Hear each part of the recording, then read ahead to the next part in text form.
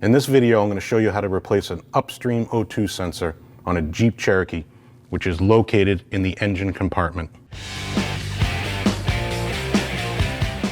After you located your Upstream O2 sensor, which is always the one closest to your engine, which is this one here, you want to go down to your plug,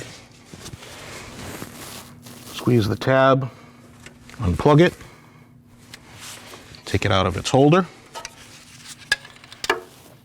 grab your O2 sensor socket,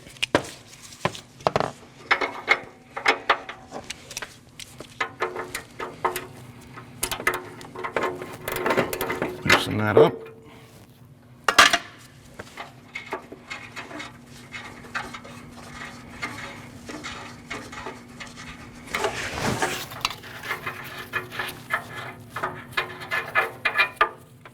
and there you have it. Take a new O2 sensor,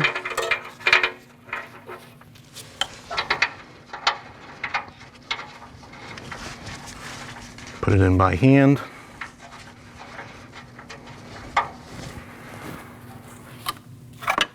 The O2 sensor socket.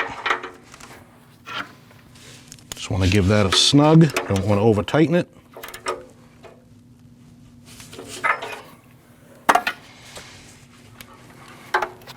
Take your plug.